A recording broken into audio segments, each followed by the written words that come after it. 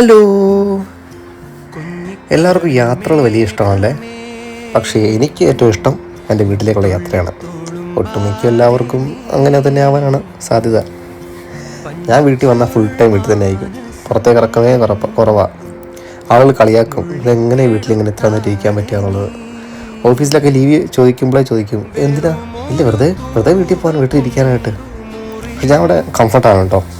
പക്ഷേ ഈ പ്രാവശ്യം വന്നപ്പോൾ നമ്മൾ യാതൊരു സർപ്രൈസ് ഉണ്ടായിരുന്നു. അമ്മ എന്നും വിളിക്കുന്ന അമ്മ പോലും അത് പറഞ്ഞില്ല. നമുക്ക് ആ സർപ്രൈസ് നോക്കാമല്ലോ.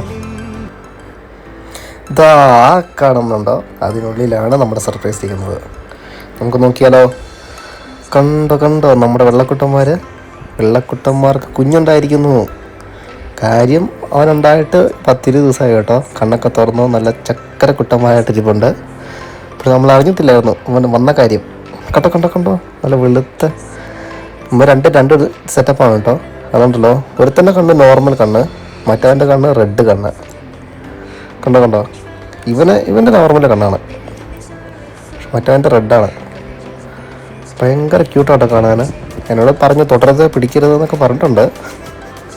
പക്ഷേ തൊടാതിരിക്കാൻ പറ്റുന്ന എങ്ങനെയാണ്, ഞാൻ കാണിച്ചു തരാം കേട്ടോ. നോക്കി ആ ചെറുതിനെ നോക്കി, എൻ്റെ കണ്ണ് നമുക്ക് നോക്കാം.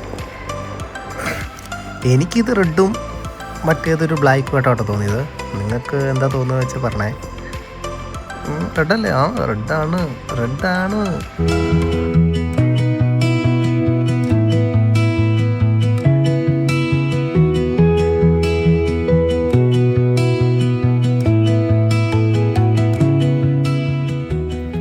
അപ്പുമാർക്ക് നല്ല ഫ്രഷ് കുറച്ച് ഇല കെട്ടി കൊടുത്തിട്ട് നമുക്ക് ടാറ്റ പറയാം.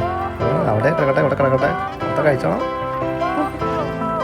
തീറ്റ കാണാൻ ഭയങ്കര രസമാണ്. കിരി കടി.